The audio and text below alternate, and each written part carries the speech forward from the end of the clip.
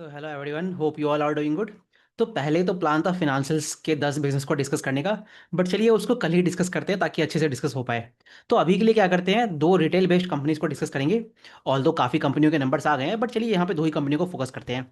सो इस वीडियो में हम लोग आपका आदित्य विजन और ये टाइमक्स जो कंपनी है, इन दोनों कंपनी का con call, of course Aditya vision का कॉन कॉल हुआ है, टाइमक्स का कॉन कॉल नहीं हुआ है। बट टाइमक्स के जो नंबर्स है ना, उसको लेके बहुत सारे क्वेश्चंस वगैरह रहते हैं। तो लकीली क्या है, टाइमक्स का अगर आप मेरा पिछला क्वार्टर का वीडियो देखियो, तो वहां पे उसका जो कॉन कॉल हुआ है, तो उससे जो एक ये चीज़ रहता है ना कि टाइमक्स की बिजनेस के जो विजन है, वो चीज़ें हमें समझ में नहीं आती है। तो उसका आइडिया आप मेरा लास्ट क्वार्टर का वीडियो वीडियो देख सकते हो। उससे आपको 80-90% जो चीज़ें हैं टाइमक्स कंपनी के केस में आपको समझ में आ जाएंगी। बाकी क्या चीज़ें अपडेट है, मैं आपको वहाँ यहाँ पे अभी इस क्वार्टर वन के नंबर के साथ उन चीज़ों को डिस्कस कर लूंगा। तो आपके जो बाकी डाउट्स हैं नंबर्स को लेके, वो भी आपके पूरे क्लियर हो जाने वाले हैं। तो चलिए एक ही करके दोनों को शुरू करते हैं। पहले आदित्य विजन की बात करते हैं।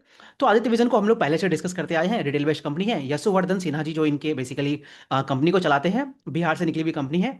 और जो हिंदी हार्टलैंड है आपका, ये उत्तर प्रदेश, छत्तीसगढ़, बिहार, मध्य प्रदेश। और अभी ये वेस्ट बंगाल में आपकी गवर्नमेंट चेंज हो गई है। तो ये लोग धीरे धीरे आपका वेस्ट बंगाल में एक्सपांड करने की बात कर रहे हैं। तो ये पूरा बिजनेस है। अब जो लास्ट ईयर इनका गया है, जैसे आपने देखा कि लास्ट ईयर पूरी बारिश वगैरह ज़्यादा हो गई थी, उतनी हीट पड़ी नहीं है। तो जब जो आपकी एसी की रिक्वायरमेंट होती है, जो आपकी कूलिंग प्रोडक्ट्स की रिक्वायरमेंट होती है, वो आपको कम हो गया था। दूसरा चीज़ क्या हुआ इनके बिजनेस के अंदर, जो वो बी मतलब ब्यूरो ऑफ एनर्जी स्टैंडर्ड्स के जो नॉर्म्स होते हैं, वो आपके जनवरी या मार्च वगैरह से आने वाले थे। तो उसके पहले इन्होंने क्या किया, इन्वेंट्री की रैंप अप कर ली। क्योंकि जो प्रोडक्ट्स है, जो आपका ओईएम वगैरह है, वो चीज़ों को तो नए तरीके से बनाएगा। तो जनरल उनको जो अपनी इन्वेंट्री है उसकी डी स्टॉकिंग करनी है। तो आदित्य आदित्य विजन जैसी कंपनियां हैं, इन्होंने अपना इन्वेंट्री को रैंप अप कर लिया। और उसी कारण इनको सस्ते में इन्वेंट्री मिल गई। और अभी जैसे गर्मी का मौसम आता है, तो आपने जो लोग नॉर्थ इंडिया से बिलोंग करते हैं, जो बिहार वगैरह वाला जो रीजन है, यहाँ पे गर्मी उतनी कम पड़ी है। और जो आपका यूपी वगैरह है, वहाँ पे गर्मी ऐसा मैनेजमेंट कहता है कि वहाँ पे ज़्यादा पड़ी है। तो इन्होंने क्या किया, उस जो सस्ती इन्वेंट्री थी, उसको बिहार से शिफ्ट करके यूपी में ट्रांसपोर्ट कर दिया। और यूपी में ये लोग सिंस रैपिड पेस में एक्सपांड कर रहे हैं, तो उस इन्वेंट्री का बेसिकली मान लीजिए ऑप्टिमाइज करके बेटर यूटिलाइजेशन कर लिया। तो इससे हुआ क्या है, इससे इनकी जो बोर्डिंग है वो आपकी थोड़ी कम हो गई है। वर्किंग वर्किंग कैपिटल बोर्डिंग जो होती है, वो आपकी कम हो गई है इस क्वार्टर के अंदर। आपका जो इन्वेंट्री है वो आपका कम हो गया है। जो पुराना इन्वेंट्री FY 26 एंड होने के टाइम पे इनकी इन्वेंट्री का रैंप अप हुआ था, वो चीज़ रात आपको कम दिखी है।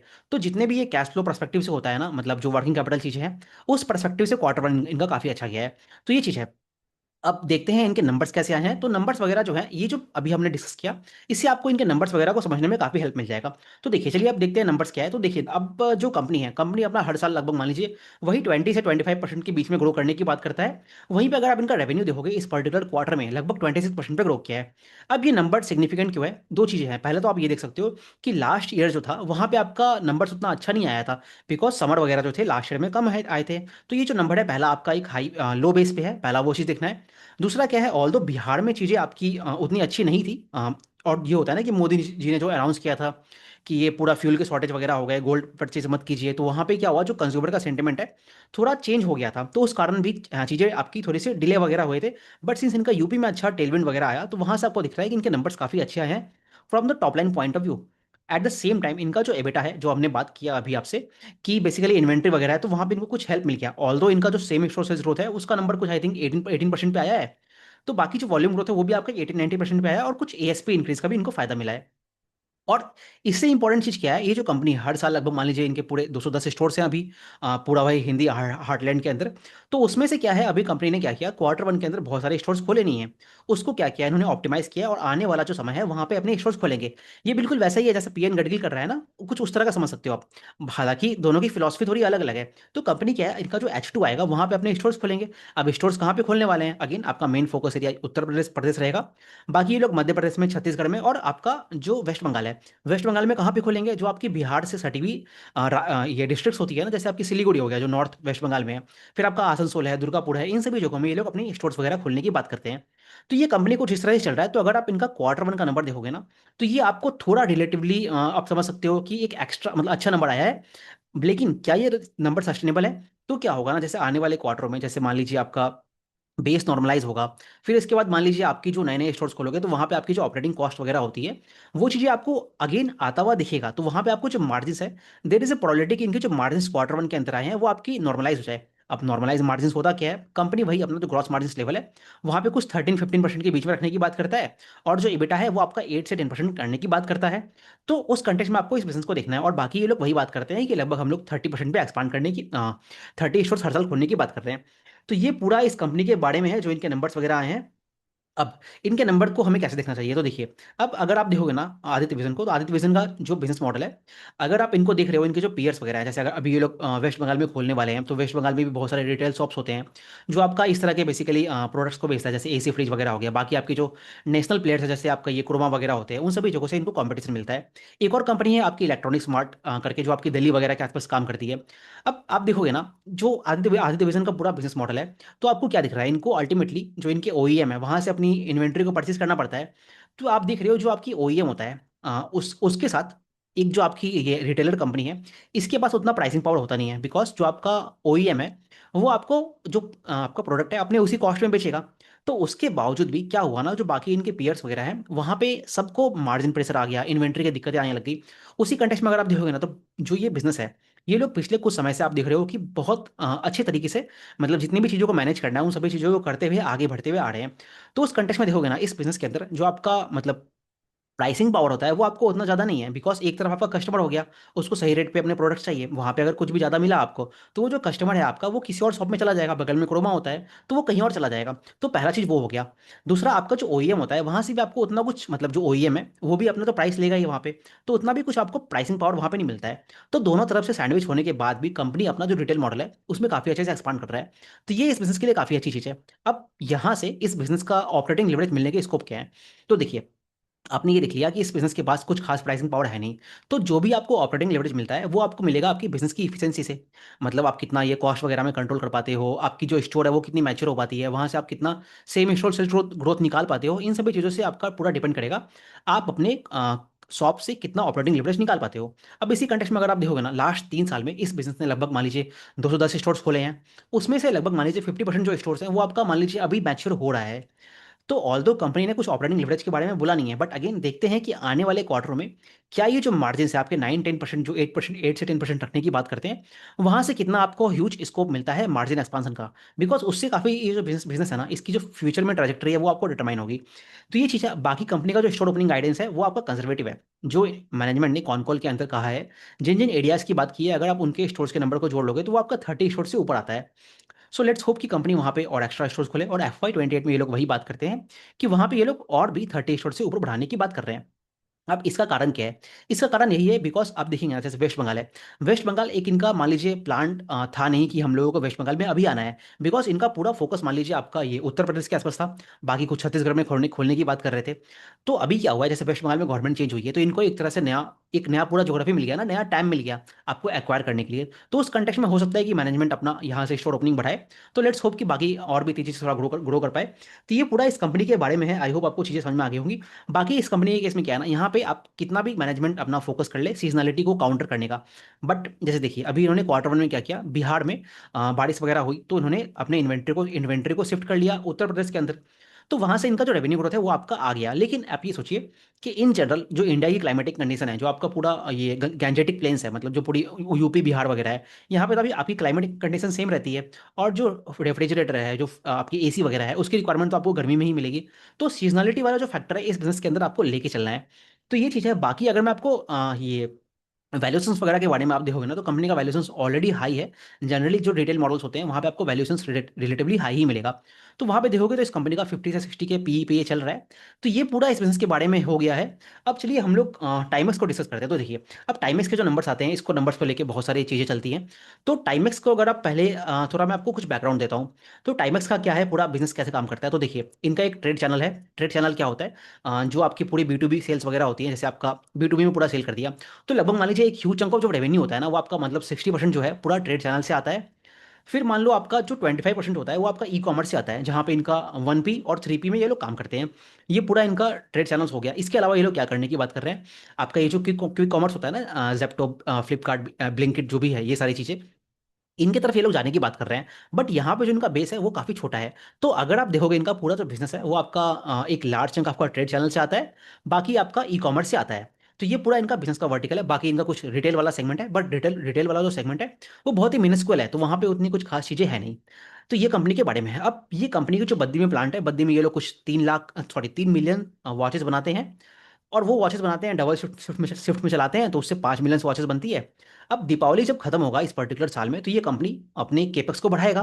केपेक्स को बढ़ाएगा कुछ इस तरह से कि मान लीजिए 3 और 5 मिलियन जो भी है इनका, depending upon the how much shift they are operating, उसको बढ़ा के लगभग 15 मिलियन वॉचेस करने की बात कर रहे हैं। अब कंपनी इतना बड़ा केपेक्स कर क्यों रहा है, इसके कुछ टेलविंड्स है। तो अगर आपने टाइटन, मतलब अगर आपने मेरी ये ज्वेलरी सेक्टर की अपडेट वाली वीडियो देखी है, तो वहाँ पे हमने बात किया है कि जो पूरा ये स्मार्ट वॉचेस वाला थीम है, वहाँ पे चीज़ें आपकी डिग्रो हो रही है, और जो आपकी एनालॉग वॉचेस है वो आपकी बढ़ रही है। उसी कंटेक्स्ट में अगर आप देखोगे ना, तो जो आपका एनालॉग एनालॉग वॉचेस वाला सेगमेंट है, पहले मान लो आपके लगभग 10-12% पे ग्रो कर रहा था, अब वो आके आपको 14 से 15% पे ग्रो करने लग गया है। अब अगर आप क्वार्टर वन का नंबर देखोगे ना, तो वहाँ पे आपको दिखेगा कि टाइटन जो है वही आई थिंक 15 से 20% पे ग्रो किया है। आई थिंक 20% के आसपास होगा, एग्जैक्ट नंबर्स आप देख सकते हो। तो point which I am trying to say, कि जो मार्केट लीडर है या फिर जो पूरा टैम है, मतलब जो मार्केट है, वही आपका मान लीजिए 15% के ऊपर ग्रो कर रहा है। तो वहीं पे आप टाइमर्स को जब देखते हो, तो इनका जो लास्ट ईयर भी गया है, वहाँ पे भी इन्होंने बहुत तेजी से मार्केट शेयर कैप्चर किया है। और इवन अगर आप इनका क्वार्टर वन का भी नंबर्स देखोगे, तो आप वहाँ पे भी ये जो ट्रेंड है वो आप पाओगे। अब क्वार्टर वन के नंबर जो होते हैं, आप यहाँ पे अगर इनका ग्रोथ रेट देखोगे ना, तो ये लोग लगभग 30% पे ग्रो।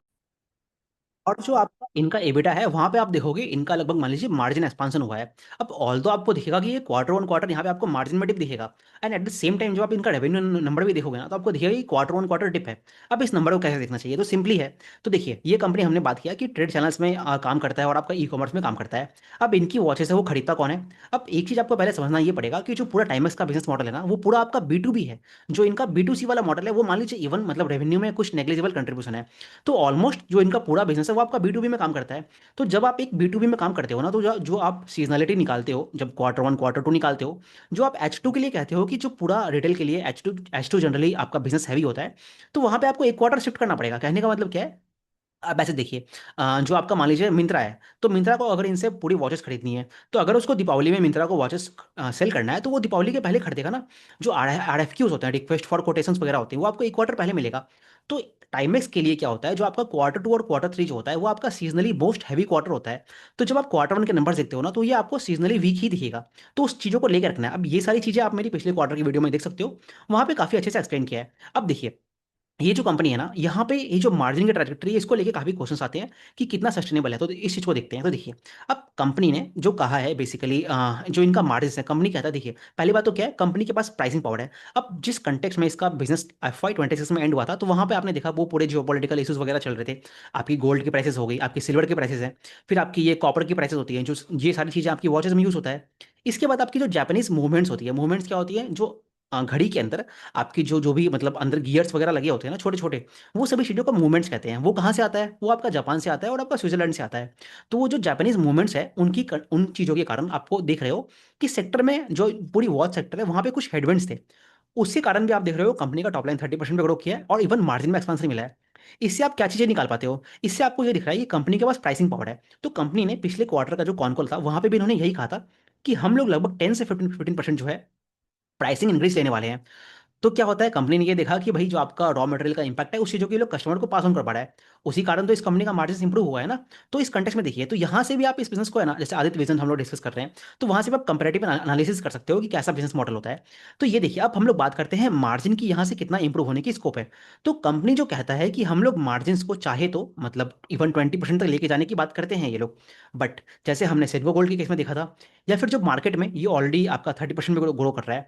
तो क्या होता है ना, कोई कंपनियां जो होती है दो तरह से काम करता है। एक तो ये है कि भाई आप अपने मार्जिन बढ़ा लो, बट उसमें क्या हो गया, आपकी जो इमीडिएट प्रॉफिटेबिलिटी होती है वो तो आपकी इंप्रूव हो जाती है।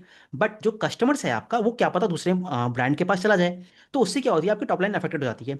तो इससे बेटर ये होता है कि कई कई कंपनियां क्या करती है, टॉप लाइन का भी एक मतलब बैलेंस बना के चलता है, और मार्जिन का भी बैलेंस बना के चलता है।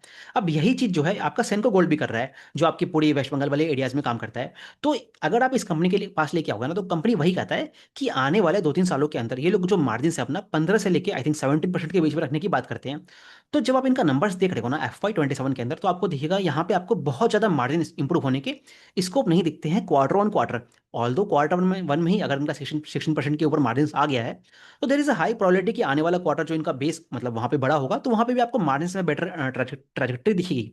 तो ये पूरा इनके मार्जिन से वगैरह के बारे में हो गया। अब आप ईयर ऑन ईयर देख सकते हो कि मार्जिन में एक्सपांसन है 3% का। तो उसके कारण आपको इनकी जो प्रॉफिटेबिलिटी है काफी स्ट्रांग दिख रही है यहाँ पे। अब कंपनी यहाँ से आने वाला अपना जो मिड टर्म है, वहाँ पे अपना क्या ग्रोथ रेट टारगेट करता है। तो कंपनी देखिए, कंपनी ने ये कहा है कि आने वाले 3 साल के अंदर हम लोग अपने टॉप लाइन को डबल करने की बात करते हैं। कहने का मतलब क्या है, FY 2026 जो आपका एंड हुआ है वो आपका मान लीजिए 700 साढ़े 700 करोड़ पे एंड हुआ है। तो कंपनी 3 साल के अंदर कहता है कि उसको बढ़ा के हम लोग 1500 करोड़ करने की बात कर रहे हैं। What does that mean? इसका मतलब ये हुआ कि ये लोग 30 से 35% अपने ग्रोथ रेट को मेंटेन करने की बात करते हैं, और अपने मार्जिन को 15 से 17% पे रखने की बात करते हैं। तो उस बेस पे अगर आप देखोगे तो कंपनी के जो नंबर्स हैं well with in that guidance है, किसी भी पैरामीटर पे आपको कोई दिक्कत नहीं दिखती है। क्वार्टर ऑन क्वार्टर जो डिप है वो आपको इनके सीजनलिटी को लेके चलना है। तो ये पूरे कंपनी के बारे में कुछ और पॉइंट्स अगर मैं देख लेता हूँ। बाकी अगर आप इस कंपनी का नंबर देखोगे ना, इनका जो आपका गेस और जो वर्साचे, 3 तरह के ब्रांड्स हैं बेसिकली।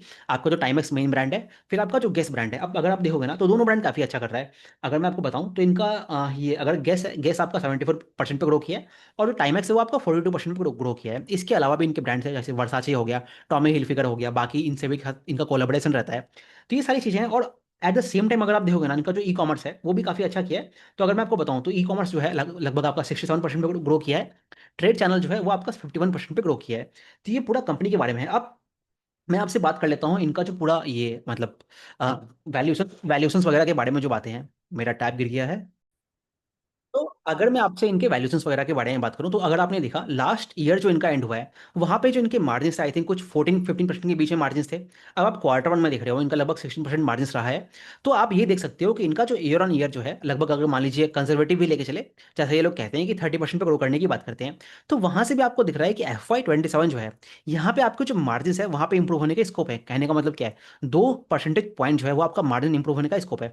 तो अगर इनका टॉप लाइन भी मान लीजिए 30% पे ग्रो करता है, और जो क्वार्टर वन के मार्जिन है अगर वही सस्टेनेबली आपके बाकी तीनों चारों क्वार्टर में रहते भी हैं, ऑल्दो जो इनका आने वाला 2 क्वार्टर है वो आपका मतलब रेवेन्यू हैवी क्वार्टर होने वाला है, उसके बाद भी चलिए मान लेते हैं मार्जिन अगर उतने भी रहते हैं, तो आपको दिख रहा है कि कंपनी की जो प्रॉफिटेबिलिटी है, even in the case of FY 2027 वो आपकी स्ट्रांग ही रहने वाली है। हाँ, आप ये कह सकते हो कि जो इनका लास्ट ईयर में 100% के ऊपर ये लोग अपनी पैट वगैरह को ग्रो कर रहे थे, उस रेट में आपको ग्रो होता हुआ नहीं दिखेगा, बिकॉज कंपनी का बेस बड़ा हो रहा है। तो वो है, हैविंग सेड दैट कंपनी आराम से इस पर्टिकुलर ईयर में भी मान लीजिए आप 50-60% पे अपने पैट को ग्रो होता हुआ दिखाता है, क्योंकि आपका 2 परसेंटेज पॉइंट जो है आपका मार्जिन में इंप्रूवमेंट मिल रहा है। तो उस कंटेक्स में पूरा नंबर्स है। अब बाकी अगर आप इनको वैल्यूएशंस देखोगे, तो वैल्यूएशंस आपको दिखेगा कि 60-65 के बीच में है, बिकॉज मार्केट ने इसको बहुत समय से रिवॉर्ड करते जा रहा है। बिकॉज कंपनी आपका देखिएगा कंसिस्टेंटली मार्केट से कैप्चर कर रहा है, तो उसका रिवॉर्ड है वहाँ पे। बाकी अगर आप FY 2027 के बेस पे निकालने की कोशिश करोगे ना, तो भी इनका प्राइस बाई बुक ले लो, प्राइस बाई अर्निंग ले लो, और या फिर जो पेग रेशियो भी निकालोगे तो आपको 1-1.5 के बीच में ही आने वाला है, बिकॉज मार्जिन में एक्सपांसन है। तो इस कंटेक्स्ट में देखिए, टाइमक्स कंपनी है, इनके रिजल्ट्स काफी अच्छे हैं। कुछ आपको क्वार्टर ऑन क्वार्टर जो है वो आपको सीजनल डिप है, हेडविंड्स के बाद भी इनका प्राइसिंग पावर था, इसलिए वो चीजें पास कर पाए, उनका मार्जिन इंप्रूव हुआ है। तो उस कंटेक्स्ट में देखिए, बाकी आपका जो आदित्य आदित्य विजन है वो भी काफी अच्छा कर रहा है, डिस्पाइट ऑल द कॉन्स्टेंट्स, और जिनके पास प्राइसिंग पावर नहीं है। तो उस कंटेक्स्ट में देखिए दोनों बिजनेस काफी अच्छे कर रहे हैं। ऑफकोर्स मुझे पर्सनली टाइमक्स ज़्यादा बेटर लगता है एज कम्पेयर टू आपका आदित्य विजन। बाकी देखते हैं, विंटेज कॉफी के नंबर्स आने दीजिए, उनके नंबर्स को डिस्कस करेंगे, बाकी कंपनियों को भी डिस्कस करते रहेंगे। Thank you very much.